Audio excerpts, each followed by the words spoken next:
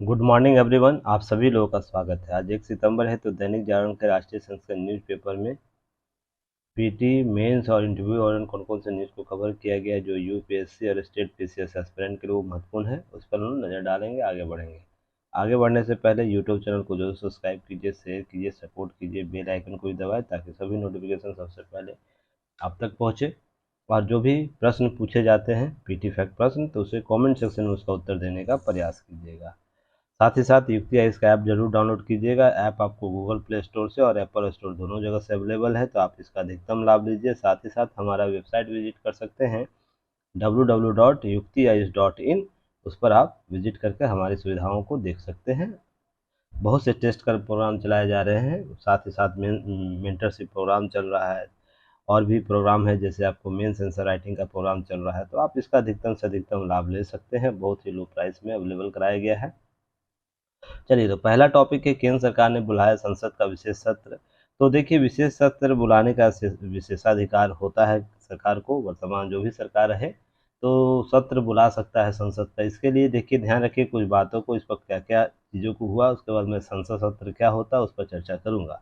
ये आपके यूपीएससी के जीएस पेपर 2 में आएगा, संसद या संसदीय सत्र के संदर्भ में। और स्टेट पीसीएस वाले एस्पिरेंट अपने अपने जीएस का पेपर एक बार देख लीजिएगा, किस टॉपिक में किस पेपर में आपका, किसी का पेपर 2 हो सकता है, किसी पेपर 3rd हो सकता है, तो आप एक बार देख लीजिएगा, ठीक है ना।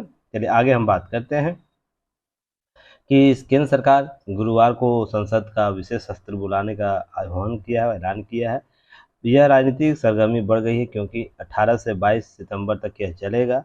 सत्र में एजेंडे को लेकर कयास यह लगाया रहा है, तो महिला आरक्षण और एक देश एक चुनाव के संदर्भ में विधेयक ला सकती है। तो संभावना यह है कि यह सत्र नए संसद भवन के आंगन में बुलाया जाएगा। तो अब यह देखना है कि जो बहिष्कार किए थे, उद्घाटन बहिष्कार किए थे, क्या वो संसद सत्र में आते या नहीं आते। मैं यही बात उस दिन भी बोला था, जो आज संसद के उद्घाटन में विरोध कर रहे हैं। जब ये संसद में सत्र बुलाया जाएगा, आज कल या कभी भी बुलाया जाएगा, तो क्या विपक्ष के लोग उसमें शामिल होंगे? सबसे बड़ा तो यही सवाल उठ जाता है। तो इस प्रकार के जो मौलिक विरोध के प्रदर्शन देखे जाते हैं, बिना पैर हाथ के जो विरोध होते हैं, उसमें चीज़ें आपको समझ में आती है कि राजनीतिक तौर पर हमें क्या, वैचारिक तौर पर हमें क्या और भी कार्य करने की ज़रूरत है। हमारे वैचारिक विरोध प्रदर्शन हो सकते हैं विचारधारा के आधार पर राष्ट्रीय एकता अखंडता के संदर्भ में जब भी बात आए, तो हमारी राय सेम टू सेम होनी चाहिए। यहाँ किसी का विरोध प्रदर्शन नहीं होना चाहिए, क्योंकि संस्थाओं को निर्माण करने में पीढ़ियों का है ना, रीढ़ की हड्डी गली हुई है, पैर का हड्डी टूटा हुआ है। तो इसलिए इस चीज़ को समझना चाहिए। सस्ती में आज़ादी नहीं मिली है, कालांतर से लोग इसको इसको झेलते हुए 200 वर्षों का इतिहास रहा अंग्रेज़ों का, जिसमें हम प्रताड़ित हुए। उससे पहले मुगलों का इतिहास रहा, उससे पहले आक्रांताओं का इतिहास रहा हमारे देश में। तो हम एक लंबी पीढ़ी के बाद एक स्वच्छंद रूप से हम क्या हो सकते हैं कि आपको 1947 में अपने सत्ता का अधिकेंद्रण करते हैं और इसको प्रयोग करते हैं। तो यह लंबी इतिहास रही है। लंबी इतिहास में ध्यान रखिएगा, हम वैचारिक तौर पर विरोध प्रदर्शन कर सकते हैं, ना कि हम किसी भी राष्ट्रीय गौरव के पल को ऐसे ही बेतुके जवाबों, बेतुके सवालों के साथ हम इसे विरोध प्रदर्शन करें। तो ये चीज़ ध्यान रखिएगा आप लोग। साथ ही साथ संसद सत्र में जो बात होगी, उसमें एक देश एक चुनाव पर मैं पहले भी चर्चा कर चुका हूँ, लगता है 3-4 बार चर्चा की जा चुकी है पहले की वीडियो में, तो ध्यान रखिएगा। इसके साथ मैंने पीडीएफ भी आप लोग को अवेलेबल कराया युक्ति आईएएस के दैनिक जागरण न्यूज़पेपर एनालिसिस में। अब एक नया सेगमेंट आप लोग को दैनिक जागरण न्यूज़पेपर एनालिसिस में ही होगा। जो दैनिक जागरण का पीटी फैक्ट प्रश्न होगा, पीटी फैक्ट टॉपिक होगा, उसको भी जल्दी हैंड राइटिंग मोड में लिख कर आपको दैनिक जागरण न्यूज़पेपर एनालिसिस के जो सेगमेंट है ऐप पर, उसमें अपलोड कर दिया जाएगा। और साथ ही साथ कुछ उसके पार्ट्स आपको टेलीग्राम चैनल पर भी कभी कभी शेयर किए जाएंगे, पर डेली नहीं शेयर होंगे वहाँ पर, क्योंकि जो बच्चे 999 रुपया दिए हैं उनको कुछ स्पेशल ज़रूर मिलना चाहिए। पीटी फैट के तौर पर भी उन्हें अब प्राप्त होगा। तो सारी सुविधाएं आप लोग को दी जा रही है ताकि आप किसी प्रकार से एग्ज़ाम में आपका सिलेक्शन ना रुके। तो चलिए हम आगे बात करते हैं इसी में। तो 17वीं लोकसभा में कुछ पीटी फैक्ट याद रखिएगा। पीटी फैक्ट यहाँ से प्रश्न आपको पूछा जा सकता है, जैसे इस सत्र के बुलाने के बाद संसद का विशेष सत्र 17वीं लोकसभा का यह 13वां सत्र होगा। और ध्यान रखिएगा, राज्यसभा का ये 261वां सत्र से, जो 17वीं लोकसभा है वो 13वीं 13वीं बार यह संसद सत्र विशेष सत्र बुला चुका है, ध्यान रखिएगा। यह 17 लोकसभा जितनी हो चुकी है उसकी बात हो रही है। और साथ ही राज्यसभा में 261 सत्र विशेष सत्र बुलाया। हालांकि वर्तमान जो सरकार है, वर्तमान सरकार है, यह 9 वर्षों में पहली बार ऐसा विशेष सत्र बुलाया है। इस सरकार ने 30 जून 2017 को मध्यरात्रि में जीएसटी शुरू करने के लिए लोकसभा और राज्यसभा का विशेष सत्र आहूत किया था, ध्यान रखिएगा। तो इसे भी पीटी फैक्ट के तौर पर आप लोग याद रखिएगा। क्लियर है? चलिए अब हम लोग बात करेंगे पीटी इसके और भी पार्ट्स जो हैं जहां से प्रश्न पूछे जा सकते हैं। संसद सत्र होता क्या है, सबसे पहले याद रखिएगा। यह संविधान के अनुच्छेद 85 के तहत वर्णित है या चर्चित है, जिसमें हम संसद के सत्र की पार्लियामेंट्री सेशन की बात करते हैं। किसी भी सत्र, किसी भी संसद के किसी भी सत्र बुलाने की शक्ति सरकार के पास होती है, जो भी वर्तमान सरकार होगी उसके पास होगी। क्लियर है? यह निर्णय संसदीय मामलों के कैबिनेट समिति द्वारा लिया जाता है। कब संसद सत्र बुलाना है, किस तरीके का बुलाना है, विशेष सत्र कब आयोजित होगा, यह कैबिनेट संसदीय समिति होती है, कैबिनेट समिति होती है जो वर्तमान सरकार की होगी उसके द्वारा बुलाया जाए, जिसे राष्ट्रपति द्वारा औपचारिकता दी जाती है, औपचारिक परमिशन दिया जाता है, तभी यह सत्र आपको आयोजित किए जाते हैं। क्लियर है यहाँ तक? उसके बाद आपको ध्यान रखना है, एक निश्चित संसदीय कैलेंडर नहीं है। भारत का कोई निश्चित संसदीय कैलेंडर नहीं है, लेकिन संसद एक वर्ष में 3 सत्र अमूमन आयोजित किए जाते हैं। कोई भी संसदीय कैलेंडर नहीं है कि हाँ इसी डेट से इसी डेट को, मान लीजिए 1 से लेकर 15 सितंबर तक सत्र हर हालत में आयोजित किए जाएंगे। अमूमन वो प्रक्रिया जरूर है जब हम एक डेट को फॉर्मेट किए हुए हैं, पर कोई भी संसद में, कहीं भी संसद में यह संसदीय कैलेंडर की बात नहीं करता जिसके अनुसार सत्र का आयोजन किया जा सके। तो आपको यह क्लियर होना चाहिए। अब सबसे लंबा जो सत्र होगा वो बजट सत्र होगा, जनवरी के अंत में शुरू होता है और ध्यान रखिएगा अप्रैल के अंत, मई के पहले सप्ताह तक चलता है। यह बढ़ भी सकता है, घट भी सकता है, इसे ध्यान रखिएगा। इस सत्र का एक अवकाश होता है ताकि संसदीय समिति बजटीय प्रस्तावों पर चर्चा कर सके। इसके लिए ध्यान रखिएगा जो बजट सत्र प्रस्तुत होते हैं उसमें कुछ दिनों का गैप होता है। तो आपसे पीटी फैक्ट का प्रश्न पूछ सकता है, निम्नलिखित में से किस संसदीय सत्र में संसदीय अवकाश होता है? तो आप सत्र अवकाश भी से बोल सकता है, तो इसे भी याद रखिएगा। इस प्रकार के पीटी फैक्ट आपको पूछे जा सकते हैं। उसके आगे है कि इस सत्र के बाद दूसरा सत्र आयोजित किया जाएगा जो मानसून सत्र कहलाता है। आमतौर पर जुलाई माह में शुरू होता है, अगस्त में खत्म। जो हाल ही में आपको दूसरा सत्र मानसून सत्र आयोजित किया गया था, जिसमें मणिपुर विवाद को लेकर पूरा संसद में पूरा विवाद किया गया और उसके बाद संसद सत्र सही तरीके से नहीं चली। इस पर ध्यान रखिएगा। शीतकालीन सत्र आपको तीसरा सत्र के तौर पर जाना जाता है, जो नवंबर और दिसंबर में आयोजित होता है। तो अगस्त सितंबर में संसद का कोई कार्रवाई नहीं चलेगा, पर आपको नवंबर से दिसंबर तक सत्र होते हैं। तो आपसे यहाँ से प्रश्न पूछ सकता है कि 2 सत्रों के बीच अधिकतम कितनी होनी चाहिए? तो 6 माह से अधिकतम की गैप नहीं होना चाहिए, अर्थात सत्र कम से कम 2 सत्र आयोजित होने हैं। आप बजट सत्र आयोजित कीजिए या शीतकालीन सत्र आयोजित कीजिए, या दूसरा टर्मोलॉजी मानसून सत्र आयोजित कीजिए या शीतकालीन सत्र आयोजित कीजिए। तीसरा टर्मोलॉजी होगा आपको मानसून सत्र आयोजित करिए या बजटीय सत्र आयोजित कीजिए। तो इस प्रकार आप देखते हैं कि 2 फॉर्मेट में सत्र आयोजित किए जा सकते हैं। तो आपको यहाँ से भी पीटी फैक्ट के सीरीज के तौर पर पूछा जा सकता है, एक वर्ष में कौन कौन से सत्र आयोजित किए जा सकते हैं। तो ध्यान रखिएगा, सीरीज को भी अच्छे तरीके से देखिएगा, इसको कवर कर ले। कुछ टर्मोलॉजी पूछा जाएगा, संसद सत्र आहूत करना क्या होता है। तो सत्र को आहूत करने के लिए राष्ट्रपति संसद के प्रत्येक सदन में समय समय पर सम्मन जारी करते हैं, परंतु संसद दोनों सत्रों के मध्य अंतराल 6 माह से अधिक नहीं होना चाहिए, अर्थात संसद कम से कम 2 बार एक वर्ष में आयोजित होनी चाहिए सत्र का आयोजित होना। इसके लिए उसके बाद स्थगन प्रस्ताव आता है, स्थगन किया जा सकता है संसद के कुछ बैठकों को। तो संसद के बैठकों का स्थगन अनिश्चित काल के लिए स्थगन, सत्रावसान या विघटन लोकसभा के मामले में द्वारा समाप्त किया जा सकता है। क्लियर हो गया? स्थगन द्वारा बैठक में कुछ निश्चित समय, कुछ घंटे, कुछ दिन, कुछ सप्ताह हो सकता है, जिसे निलंबित किया जा सकता है स्थगन के तौर पर। अब इसके बाद सत्तावसान आता है, जिसमें सत्तावसान क्या कहलाता है? द्वारा न केवल न केवल बैठक होती है बल्कि सदन के सत्र की ही समाप्ति कर देती है, अर्थात एक सत्र का समापन कर दिया जाता है। क्लियर है?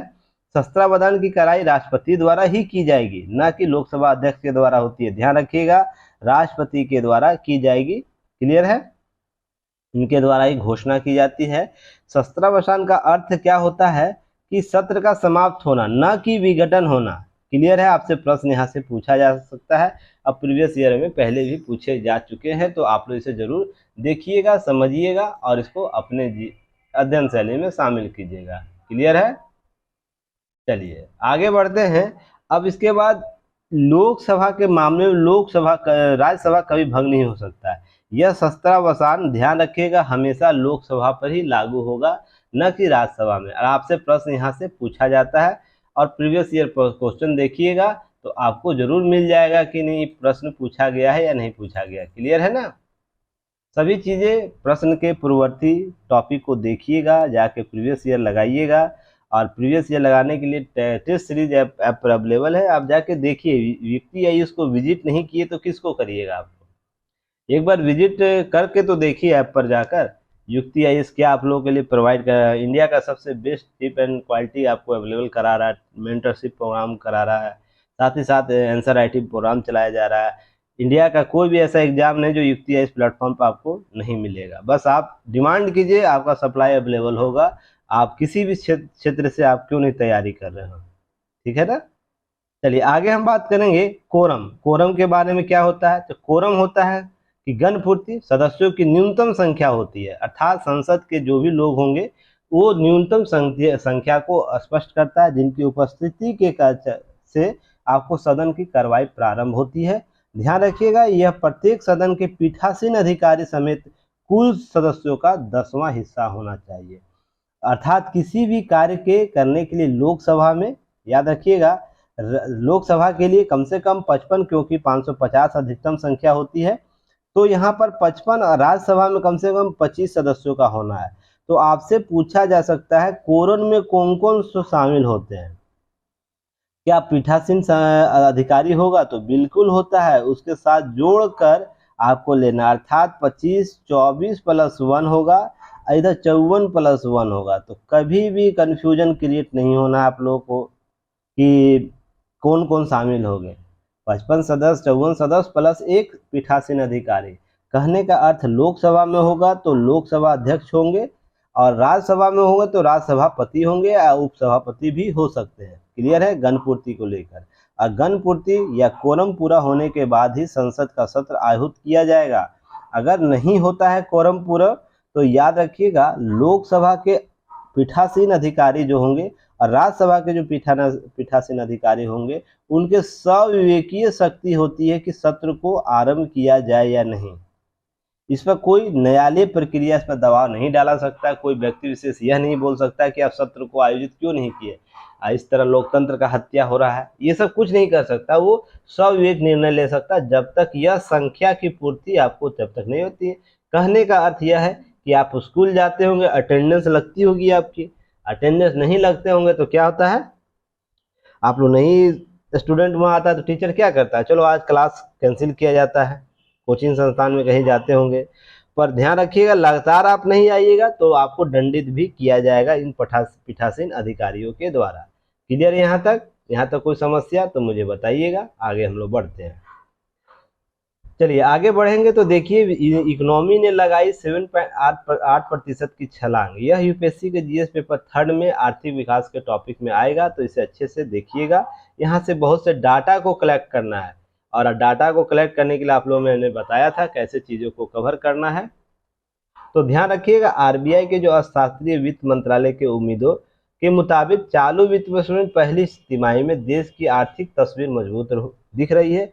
राष्ट्रीय सांख्यिकी कार्यालय, जिसे हम लोग एनएसओ भी बोलते हैं, इस पर मैंने पहले भी न्यूज एनालिसिस किया इस संगठन के बारे में। तो चलिए कमेंट सेक्शन में आप लोग बताइएगा एनएसओ की स्थापना कब की गई थी, इस किस मंत्रालय के तहत कार्य करता है, इसका प्राथमिक दायित्व क्या है, और वर्तमान में एनएसओ कौन सा रिपोर्ट जारी करता है। क्लियर है ना? चलिए इतने का प्रश्न आप लोग को कमेंट सेक्शन में दे देना है, ताकि मैं भी समझ सकूं कि आप लोग एक्टिव मोड में काम कर रहे हैं।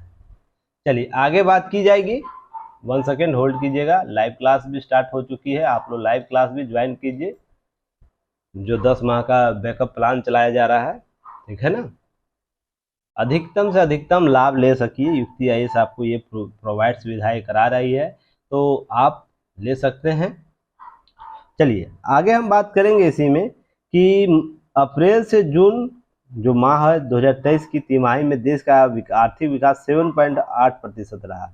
वहीं पर इस दौरान मुल्क पर वास्तविक जीडीपी का आकार कितना रहा? 40.37 लाख करोड़, अर्थात हमारा कुल जीडीपी आकार भारत का कितना है? 3.7 लाख करोड़ का है। तो बहुत बड़ी राशि है, आकार हमारा बढ़ रहा है और यह निरंतर बढ़ेगा। साथ ही साथ याद रखिएगा जून 2022 में 37.44 लाख आपको करोड़ रुपये आपको इसका रहा था, तो आपको 3.4 आपको 3 पॉइंट के आसपास 3 लाख के आसपास जीडीपी आकार में वृद्धि हुई है। विकास दर के हिसाब से भारत के प्रमुख अर्थव्यवस्थाओं में फिर पहले स्थान पर है। इस अवधि में चीन की विकास दर कितनी रही है? 6.3%। तो आपको यह भी है कि ध्यान रखना है कि वर्तमान में विकास दर जो भी कर रहा है वो सबसे ज़्यादा भारत विश्व में है, जिसका आपको 7.1% के आंकड़े के रूप में देखने को मिल रहा है। अब है कि पिछले वर्ष की समावधि में सकल घरेलू उत्पाद जीडीपी है, तो उसके लिए वृद्धि कितनी है? 13.1% है। याद रखिएगा सकल घरेलू उत्पाद क्या होता है, कमेंट सेक्शन में बताइएगा। इसको हम कैसे निकालते हैं, क्लियर है? और इस पर पहले भी मैंने आप लोग को चर्चा कर दूंगा, जो चर्चा हो चुका है कोशिश कीजिएगा उसको पहले के वीडियो से देख लेने का, समझ लेने का, या तो फिर आप उसको गूगल सर्च करके भी कमेंट कर सकते हैं। ऐसा नहीं कि आप नए हो तो क्या होना है, नए हो तो आपको कुछ नहीं आता, बहुत कुछ आता है आपको। बस अपने पोटेंशियल को पहचानने की कोशिश कीजिए, आप में क्षमता क्या है। बस वो बुद्धू वाला प्रवृत्ति मत रखिए, मुझे कुछ नहीं आता, आज ही मैं ज्वाइन किया तो आंसर कैसे दूंगा, आज ही मैं नई हूँ तो मैं नया नया हूँ तो मैं आंसर कैसे दूंगा। सब कुछ आता है, इससे पहले आप मैट्रिक ग्रेजुएशन तो कर चुके हैं ना, इतनी तो आधार होनी ही चाहिए आपको। हर चीज एनालिसिस में नहीं कराया जा सकता, रीजन उसके समय की बाध्यता होती है। अब है कि पूरे साल वृद्धि दर 6% के करीब रहेगी, कुछ अर्थशास्त्रियों का यह भी अनुमान है। तो जब आंकड़े आएंगे बजट के, उस समय हम लोग आंकड़े में बताएंगे। तो चलिए कुछ बजट का आंकड़ा बताइएगा, कि बजट के आंकड़े में बताना है कि भारत का विकास दर कितना है। बजट 2023-24 की बात हो रही है, विकास दर कितना है, राजकोषीय घाटा कितना है देश का, प्रतिशत में, अंक में, दोनों। फिर उसके बाद बताइएगा जो राजकोषीय घाटा, राजस्व घाटा कितना है, और भारत कब तक विकसित रखने के लिए, विकसित होने का लक्ष्य रखा है, 5 ट्रिलियन अर्थव्यवस्था का कब लक्ष्य रखा है। ये सारे आंकड़े आप लोग कमेंट सेक्शन में दीजिएगा। बाकी आंकड़े यहाँ दिए हुए हैं, आप इसे रिवाइज कर लीजिएगा, क्लियर है। चलिए आगे बढ़ते, देखिए केस स्टडी कहिए या तो नवाचार का नया तकनीक कहिए, कुछ नए नए अन्वेषण जरूर होते हैं देश में, तो चर्चा के विषय होते हैं, ठीक है ना। तो आप लोग को अब शॉर्ट टर्म प्रश्न भी पूछा जाता है, तो इसको इस ख्याल से भी आपको कवर करना चाहिए। साथ ही साथ यह जरूरी नहीं है कि आपके सिलेबस में जो चीजें हैं वही केवल पढ़ना है, आपके आसपास की घटनाएं जो हो रही हैं, आप इसको कहीं है ना केस स्टडी के तौर पर यूज कर सकते हैं, एग्जाम्पल के तौर पर यूज कर सकते हैं। कि मान लीजिए पर्यावरण प्रदूषण संबंधी प्रश्न पूछ सकता है, तो उसमें ग्रीन हाइड्रोजन की कुकिंग स्टोव की चर्चा कर सकते हैं, कैसे यह इन्वायरमेंट को सही रख रहा है। और भी नए नए हैं, तो उसे देखिएगा, ध्यान रखिएगा। आपको यहाँ से क्या कवर करना है, ये देखिए नए इनोवेशन कुछ कुछ हुए हैं देश में, जिस लगातार प्रयोग में चर्चा में, जैसे नेचुरल गैस फर्नेस क्या है, जैसे हम लोग 40% खर्च कम कम कर सकते हैं। धातुओं को गलाने के लिए जो चिमनी होती है, भट्टी होती है, एक नई तकनीक को लाया गया है, जिसमें हम उसके धातु पिघलाने के दर जो है उसमें मूल्य में 40% की कमी हो जाएगी, क्लियर है। उसके बाद ग्रीन हाइड्रोजन कुकिंग स्टोव की बात होती है, जिसमें इलाकों के लकड़ी के खाना बनाने वाले जो माध्यम होते थे, ऊर्जा सुरक्षा जहाँ इसके लिए आपूर्ति करेगी, सिर्फ पानी की खपत होती है, तो ग्रीन हाइड्रोजन कुकिंग कॉन्सेप्ट आया है। फिर मिनी ट्रैक्टर आपको आया, इलेक्ट्रॉनिक ट्रैक्टर आया है।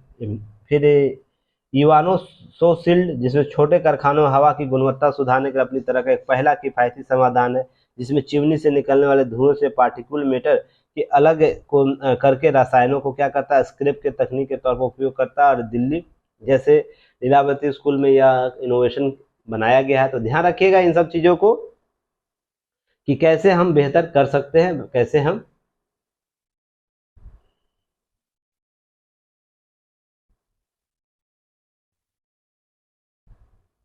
चलिए आगे हम बात करेंगे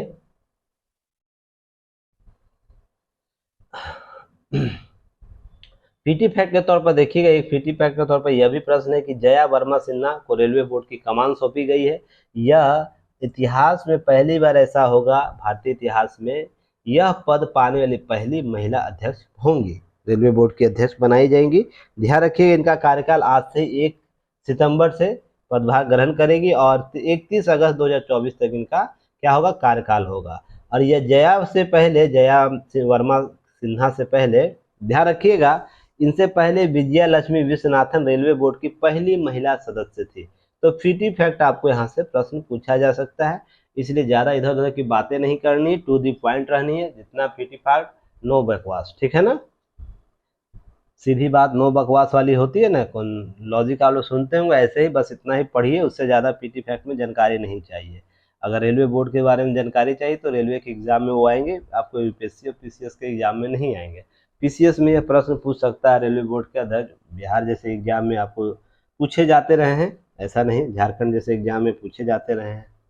अब एक केस स्टडी फिर के वाली रिपोर्ट जो चल रही है, इसका सीरीज चल रहा है, इसे जरूर आप लोग संग्रह करते रहिएगा। लास्ट में आपको इसको क्या होगा, आप उसको एक समग्र केस स्टडी बना सकते हैं, आपके पास ह्यूज डाटा होगा जिसके आधार पर आप क्या कर सकते हैं, इन सब चीज़ों को कवर कर सकते हैं। जम्मू कश्मीर का मामला दिया है, फिर से समय पर कैग की रिपोर्ट की जो चर्चा हुई है, तो लगातार आपको आ रहा है, तो इसको कैग की रिपोर्ट को, ऑडिट रिपोर्ट को अच्छे से आप लोग कवर करते चलिएगा।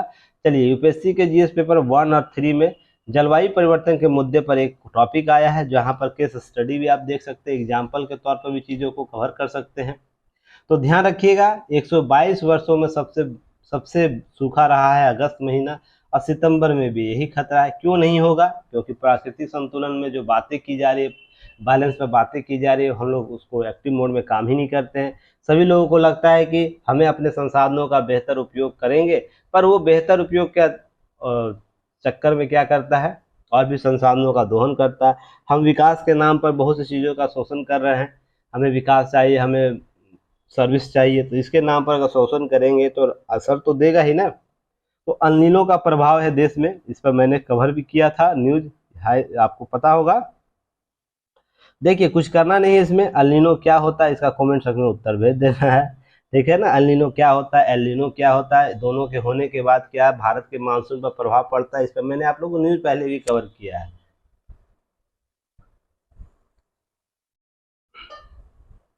और अगर न्यूज़ नहीं देखते हैं, नहीं देखने के समय आप लोगों को, तो चुपचाप युक्ति या इस ऐप पर जाइए, दैनिक जागरण का पेपर एनालिसिस का आपको पैकेज परचेज कर लेना है। वहाँ पर सारे पीडीएफ आपको मिल जाएंगे, ठीक है ना। साथ ही साथ टेस्ट सीरीज भी वहाँ पर आपको अवेलेबल हो जाएगा, और भी चीज़ें समय के साथ मिल जाएंगी, तो आप उसे कवर कर लीजिएगा। तो ध्यान रखना, 1901 के बाद ऐसा सर्वाधिक गर्म रहा है अगस्त, जहां पर इस प्रकार के सूखे की स्थिति रही है। 36% कम बारिश हुआ है इस महीने में। तो कहीं ना कहीं क्या होता है, स्थितियां बद से बदतर बनाती है। मौसम विभाग के महानिदेशक जो है मृत्युंजय महापात्र मीडिया को बताते हैं कि आपको सितंबर में 167.9 मिलीमीटर वर्षा होने का अनुमान है। ध्यान रखिएगा, जो लंबी अवधि के औसत में लगभग बहुत कम है, इसे भी ध्यान रखना है।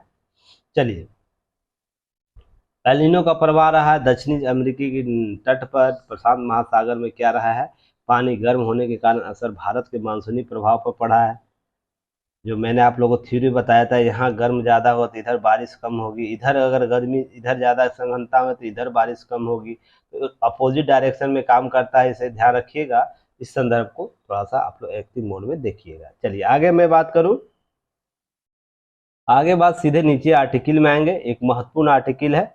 उससे पहले चंद्रमा का अटकेलिया कर रहा है प्रज्ञान, जो यूपीएससी के जीएस पेपर 3 में अंतरिक्ष प्रौद्योगिकी में लगातार यहाँ से आपको चंद्रयान से प्रश्न पूछा जाएगा। तो क्या करना है, इसके सारे जो भी आपको डाटा एनालिसिस दिया जा रहा है, उसको एक एक करके एक जगह ही कॉपी में लिखिएगा, एक पेज में जमा करते चलिएगा। लास्ट में आपका समग्र अध्ययन नोट्स बन जाएगा कि चंद्रयान 3 से हमें क्या मिला, चंद्रयान 3 की उपयोगिता क्या रही। उस टॉपिक को बूंद बूंद करके घर अपना भरिए। ये सब टॉपिक क्या करना है, आपको लिखते चलना है, जिसमें आपको चंद्रयान ने क्या किया है, कि जो payload alpha particle x-ray spectrometer है उसने चंद्रमा के सल्फर की मौजूदगी की पुष्टि कर दी है। इससे पहले प्रज्ञान ने पेलोड ने लेजर जो बीम था उसका लगा हुआ चंद्रमा की सतह पर सल्फर खोज किया था। साथ ही साथ याद रखिएगा यहाँ पर जो इल्सा है चंद्रमा कंपन गति उपकरण उसने चंद्रमा पर कंपन को महसूस किया, अर्थात वहाँ भूकंप की स्थिति भी है। ठीक है ना। तो उसके अतिरिक्त लैंडर के पेलोड में लगे रंभा एलपी ने चंद्र सतह पर प्लाज्मा वातावरण को मापा है, जो हम लोग बहुत ही इंतजार कर रहे थे इसे कि कैसे होगा। तो क्या है आपको प्लाज्मा का वहाँ पर वातावरण का पता चला है। तो अब क्या होगा इसके आधार पर, तो प्लाज्मा क्या होता है इसकी चर्चा आप लोग कमेंट सेक्शन में बताइएगा। इससे क्या लाभ होता है, क्यों हमको प्लाज्मा की खोज करनी चाहिए। क्लियर है ना। तो चलिए आगे मैं बढ़ता हूँ, बात करता हूँ। अब देखिए बहुत ही इम्पोर्टेंट है और भारतीय मुस्लिम वर्गों को स्व मंथन की आवश्यकता है। कुछ समय पहले ही मैंने इस ऐसे ही टॉपिक पर आर्टिकल किया था कवर, जिसमें मैंने बोला था कि किसी भी धार्मिक अवधारणा का विकास उस व्यक्तियों के कार्यक्रम से डिपेंड होता है कि आपका धार्मिक आस्था प्रयोग लोग कैसे समझे, क्योंकि मनुष्य एक सामाजिक प्राणी है। हम धार्मिक तो अपने अनुसार होते हैं ना। पहले तो क्या होगा, आप किसी समाज में जन्म लोगे, उस जन्म के आधार पर आपके माता पिता जिस भी धर्म के हों, आप उनको उनकी चयन पद्धति आपको सिखाएगी, उनके अध्ययन अध्यापन की पद्धति सिखाएगी। उसके बाद आपका सामाजिककरण, आपका धार्मिककरण होता है। क्लियर है ना। पर समाज में जब आप अपने क्षमता के आधार पर अपना आकलन करते हो अपने आसपास के वातावरण का, तो सामाजिक निर्माण में धार्मिक आधार एक अंश है। ठीक है ना। धार्मिक आधार सामाजिक निर्माण का वर्ग नहीं होता है, अर्थात सामाजिक के अंदर एक धार्मिक अवधारणा धार्मिक विचार एक छोटा सा अंश मात्र उपयोग होता है। यह पर इसका व्यापक प्रभाव आपको धार्मिक सामाजिक संरचना पर पड़ता है। ध्यान रखिएगा इस चीज को। यह छोटा सा टर्मोलॉजी है समाज में धार्मिक आधार, पर इसका प्रभाव व्यापक है पूरे सामाजिक ढांचे में। अगर आपके पॉजिटिव इम्पैक्ट अगर सामाजिक प्रभाव में पड़ रहे हैं तो पूरा समाज उसका सकारात्मक बदलाव देखेगा, समाज में सकारात्मक बदलाव होते हुए उन्नति की ओर जाएगा। नहीं तो नेगेटिव बदलाव क्या करता है, उस समाज में आपके प्रति गैर बराबरी की, गैर जिम्मेदारी की बातें करना शुरू कर देगा, अर्थात आपके धर्म के संदर्भ में ही प्रश्न पूछा जाने लगेगा। तो जिस तरीके से यह कॉन्सेप्ट को समझने का प्रयास कीजिएगा, देखिए मैं बहुत ही चेक एंड बैलेंस थ्योरी पर चलता हूँ। ठीक है ना। अगर आप में बहुत बेहतर एग्जाम्पल होगा तो मैं उसे जोर शोर से रखता हूँ। ठीक है ना। पर जब आपके अंदर नेगेटिव आ रही है तो स्वयं मंथन कीजिएगा। नहीं तो मैं आज भी यह बातें बोल रहा हूँ, आने वाले कई वर्षों के बाद ही, अर्थात 1 2 3 वर्ष दशक के बाद ही आपको स्वयं मंथन के लिए ना राज्य है ना, राज्य क्या करेगा, केंद्रित कर देगा, क्योंकि आपको करना ही पड़ जाएगा। क्योंकि समाज में ऐसी स्थितियां प्रवृत्तियां जन्म ले रही है जिसके आधार पर आपको स्वयं मंथन करने की आवश्यकता है। आप कितने भी इनकार कर ले, इसमें 90% ऐसे हैं जो इससे मेल नहीं खाते हैं। ठीक है ना। उनको इससे कोई मतलब नहीं है कि क्या हमारे अंदर हो रहा है, हमारे सिस्टम के अंदर क्या हो रहा है, हमारे धार्मिक आधारों में क्या परिवर्तन हो रहे हैं। उनको अपने कार्यकरण से मतलब होता है, अपने जीवन यापन को अच्छे तरीके से जीवन, यह सभी में होता है, केवल मुस्लिम समुदाय में नहीं, हिंदुओं में होता है, सिख में, ईसाई में, जैन में, सब में, कि 90% लोगों को यह लगता है कि हम क्या करें, अपने सामाजिक दायित्व को निर्वहन करें, जो हमारे परिवार है, हमारा कुनबा है, उसको विकसित करें। ठीक है ना। पर ये 10% लोग हैं, उनको ज़्यादा चुल कटी रहती है सभी में, केवल इसमें ही नहीं। पर यहाँ पर स्थिति यह देखने को मिल रही है कि जो हालिया 2 3 केस देखिएगा जिसमें गुजरात के अलंकेश्वर सत्र ने इस्लामिक स्टेट यानी आईएस के संबद्ध 2 आतंकियों को उमेद अहमद मिर्जा और मोहम्मद कासिम टिम्बरवाला को अंतिम शास्त्र कारावास की सजा सुनाई होगी। सोच के देखिए कितना कड़ा सजा है। जब तक इसकी मौत नहीं हो जाती तब तक आपको जेल में रखना है। अब न्यायालय सारे तथ्यों की जांच की होगी तभी तो दी होगी। तो इनकी संलिग्नता, इनकी है ना जो अपराध है उसकी संतृप्तता को समझिएगा, वो किस प्रकार के अपराध की श्रेणी में रहा होगा। एक दूसरा है कि लखनऊ की एनआई अदालत ने भोपाल उज्जैन पैसेंजर ट्रेन बम विस्फोट हुआ था के लिए 7 आईएस आतंकवादियों को फांसी और एक को आजीवन कारावास की सजा सुनाई थी। इसी तरह हिमाचल में, उत्तर प्रदेश में, गुजरात में, राजस्थान में, केरल में, महाराष्ट्र में समेत तमाम राज्यों में अदालतों ने इस्लामिक स्टेट से संबंधित अर्थात सीरिया क्षेत्र में आईएसआई है उसकी बात हो रही है, उसके समर्थित आतंकवादी गुटों का जो भंडाफोड़ भारत में हो रहा है उसको कई सजाएं उनको मिली पकड़ने के बाद। 2011 से विज्ञप्ति के अनुसार अब तक एनआई द्वारा 168 आईएस आतंकवादियों को गिरफ्तार किया गया और 37 मुकदमे दर्ज किए गए। ये आंकड़े आपको ध्यान रखने हैं। दूसरा कि कुछ वर्ष पहले एक नेता और को सुरक्षा विशेषज्ञों का मानना था कि आईएस, जिसमें मैं भी शामिल हूँ, ठीक है ना, कि आईएस जो है सीरिया में जब याद होगा आप लोगों को खड़े रखकर गला काटते थे। एक कपड़ा, भगवा टाइप का कपड़ा होता था जिसमें वो कपड़ा पहन के उसके बाद सीरिया के लोगों को, जो भी लोग थे विश्व के लोगों को पकड़ कर लाता था आईएसआई और उसका गला रेत देता था और वीडियो रिलीज करता था। आप सोच के देखिएगा वो कितना निर्मम हत्या कहा जा सकता है, जिसमें हम सामाजिक मानव होने का दावा करते हैं, मानवीय प्रवृत्ति होने का दावा करते हैं, उसमें इस प्रकार की कट्टरता अगर की जा रही है वर्तमान समय में, इससे बड़ा अपराध कोई नहीं हो सकता है। आप किसी की हत्या कर दे रहे हो अगर किसी मंशा के उपलक्ष्य में कि हम एक इस्लाम के समर्थक हैं और इस्लाम को हम विश्व में फैलाना चाहते हैं, वैचारिक तौर पर हमारा जो मत है उसको फैलाना चाहते हैं, आपकी कुछ कुंठा मानसिकता को अगर विश्व पर थोपना चाहिएगा तो आपका विरोध स्वयं उत्पन्न हो जाएगा। कुछ दिन ऐसा समय आएगा, मैंने एक एग्जाम्पल भी आप लोग को दिया था कि मान लीजिए पूरा विश्व इस्लामिक हो गया, पूरा विश्व इस्लामिक हो गया, जितना विश्व के देश है सभी इस्लामिक हो गए, आप लोग खुश हो जाइएगा कि पूरा देश इस्लामिक हो गया। पर आपकी प्रवृत्ति जो यह रहेगी गला काट प्रवृत्ति, क्योंकि आपने तो कभी शिक्षा ग्रहण किया नहीं है इस आधार पर कि सामाजिक दायित्व आपके क्या है, सामाजिक कर्तव्य क्या है, साथ ही समाज में कैसे उन्नति लानी है मानवीय प्रवृत्ति के तौर पर, ये तो शिक्षा कभी ग्रहण नहीं किया। यहाँ पर पढ़े लिखे लोग गला काट दौर में चल रहे हैं। तो जिस दिन आप पूरा विश्व इस्लाम हो जाएगा तो क्या आपको नहीं लगता आपके ही लोग जिसको इस्लाम का दावा कर रहे हैं वही आपका हत्या करने को तुलेंगे, आपके ही भाई भतीजे लोग।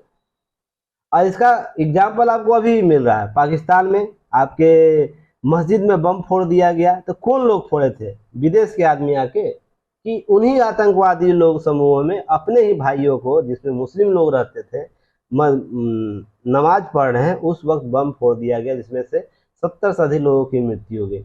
आपको एक उस विद्यालय था, बच्चियों का विद्यालय था, वहाँ बम फोड़ दिया गया। अब चलिए इंडिया में फोड़ा जा रहा है कि लग रहा है कि हिंदू आप लोग इस्लाम का विरोध करता है तो चलिए लाजिमी माना जा सकता है, यहाँ भी नहीं फोड़ना है क्योंकि मानवीय स्वभाव है, आपको साथ में रहना है। पर यहाँ फोड़ रहे आपकी मानसिकता के आधार पर मान लीजिए सही माना जा सकता है। सीरिया में क्यों बम फोड़ रहा है, तुर्की में क्यों बम फोड़ रहा है, इराक, ईरान, सभी अफगानिस्तान में बम क्यों फूटे जा रहे हैं, पाकिस्तान में क्यों बम फूटे जा रहे हैं? जब आपके देश में ही आपके लोगों की हत्या आपके आसपास के इस्लामिक सोच वाले लोग कर रहे हैं, तो आप जब शांति प्रिय देश में रहना चाहते हैं, शांति प्रिय रहना चाहते, जीवन यापन करना चाहते, तो आपका गला कब तक बचा रहेगा? आप भी कभी चपेट में आ जाओगे। तो मैंने आपको क्या बताया था कुछ दिन पहले ही, जब तक आपके ही वर्ग से सभी लोग क्या करते हैं, इसका विरोध नहीं करेंगे, इस दंश का है ना रोक नहीं हो सकता है। अब मैं क्या इसका एग्जाम्पल कैसे दे रहा हूँ आप इसे समझिएगा, ठीक है ना, बौद्धिकता का आधार पर समझिएगा, नहीं तो उचकेपन पर समझने की कोशिश कीजिएगा तो कभी भी मेरे थ्योरी को नहीं समझ पाइएगा। अपने दिमाग को खुले माइंड सेंस से रखिए। आपका प्रथम और प्राथमिक दायित्व होता है समाज को बेहतर बनाने का, ठीक है ना। धर्म आपका सेकेंडरी बनाइए। अभी भी मैं बोल रहा हूँ, नहीं तो धर्म का जिस तरह से आपको व्यवसायीकरण किया जा रहा है, जिस तरह से बौद्धिकरण किया जा रहा है, जिस तरह मानसिककरण किया जा रहा है, आपके स्वयं अस्तित्व को समाप्त कर देगा।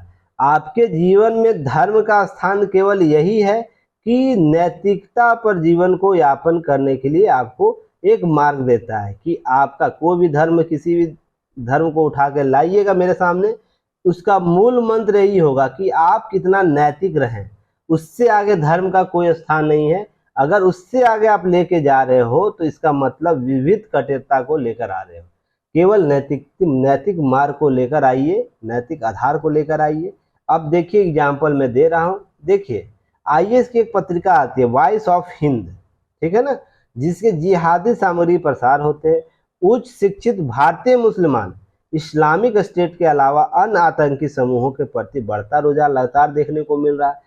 इस्लामिक स्टेट के प्रति सबसे ज्यादा उत्साह केरल में देखने को मिला, जिसकी साक्षरता दर भारतीय राज्यों में शीर्ष पर है।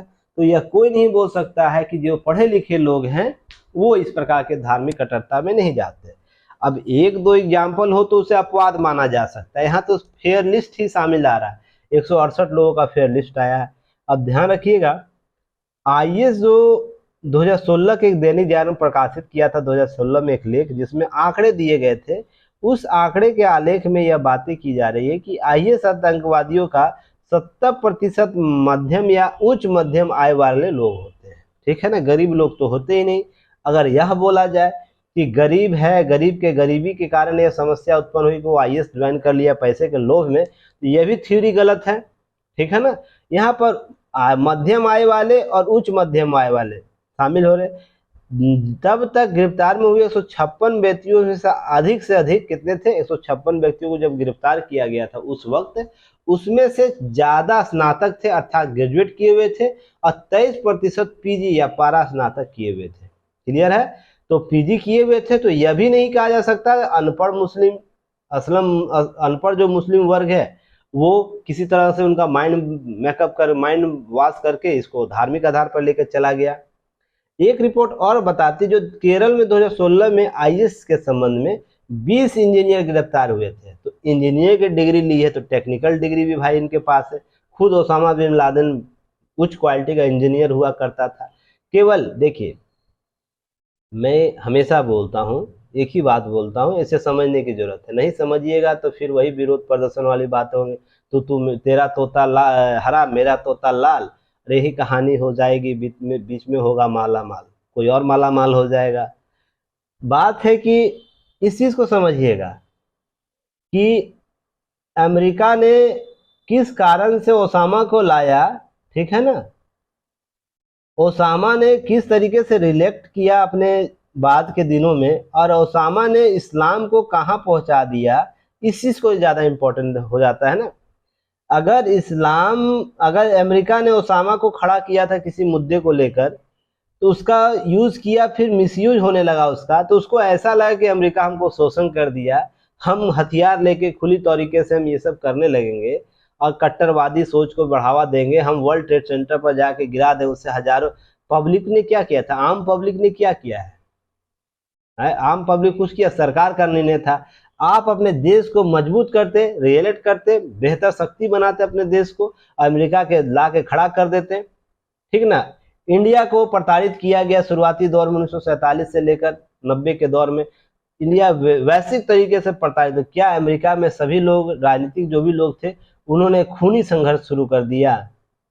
इस चीज को समझिएगा। हमने क्या किया, हमने इकोनॉमी को बढ़ाया, अपने नवाचार को बढ़ाया, अपने प्रौद्योगिकी को बढ़ाया, अपने और भी अवसर को बढ़ाया, जिसके आधार पर आज हम विश्व की पांचवी सबसे बड़ी अर्थव्यवस्था और पीपी बोर्ड पर सबसे बड़ी, दूसरी सबसे बड़ी अर्थव्यवस्था हम बने हुए हैं, है ना। और लगातार हम चांद पर पहुंच रहे हैं, मंगल पर पहुंच रहे हैं, शनि पर जाना चाह रहे हैं, और उसके आगे हम L1 सूर्य का हम आकलन करना चाह रहे हैं। वही जाइए, एक विचारिक जब आपको प्रताड़ित किया गया तो एक विचारधारा ऐसे सीरिया, ईरान, अफगानिस्तान में उठता है कि हम खूनी संघर्ष कर देंगे। तो ये कॉन्सेप्ट आपको लेना है। अगर अमेरिका आपको प्रताड़ित, या अमेरिका जैसा कोई भी देश आपको प्रताड़ित करना है, उसको बौद्धिकता के आधार पर, उसे संसाधनों का उचित प्रबंधन के आधार पर उसका रिएक्ट करना है। आज वही अमेरिका भारत से हाथ मिलाने के लिए बोलता है कि कैसे, ये कहावत है ना कि गांव के टीला पर अगर पंचायत लगी हुई है तो सबसे पहले पहुंचने के लिए उस पंचायत का वो आदमी पहुंचना चाहता है जो सबसे ज्यादा बुद्धिमान बनता है। तो सोच के देखिएगा इस चीज को। अब अमेरिका बाएं हाथ फैलाए हुए है। वही मोदी जी को कभी किसी वर्ष में अमेरिका आने के लिए क्या किया था कि नहीं दिया था, वीजा नहीं दे रहा था और मिसअंडरस्टैंडिंग के तौर पर वही अमेरिका बाहें फैला के आज संसद में 2 बार भारतीय प्रधानमंत्री को ये गौरव दिया कि हमारे संसद को क्या कीजिए, संसद को संबोधित कीजिए। पहली बार ऐसे प्रधानमंत्री हो जो 2 बार अमेरिकी संसद को संबोधित किए। तो विरोध ऐसे होता है, विरोध ऐसे होता है। आपको रिएलेक्ट ऐसे करना चाहिए कि आप किसी व्यक्ति को इतना गिरा दो कि वो स्वयं आपके पास आ जाए। अब है खूना, गला काटने से क्या हो जाएगा, 10 लोगों का गला। अब विश्व में 7-8 अरब लोग हैं, तो क्या 8 अरब लोगों का गला काट दीजिएगा? तो फिर आपके लोग कहाँ जाएंगे? और सभी जगह गला काट मार चलेगी ही, तो फिर इस पृथ्वी का होना न होना का अर्थ क्या हो जाएगा? इकोसिस्टम का होना न होना का क्या अर्थ हो जाएगा? और जो लोग जिस कॉन्सेप्ट को लेकर चल रहे हैं वो सरासर गलत है। आज न कल इस कॉन्सेप्ट का नींव हिलने वाला है और इसका विरोध आप ही के लोगों के द्वारा किया जाएगा। जितने लोग मेरे सुन रहे हैं, थोड़ा सा चिंतन कीजिएगा।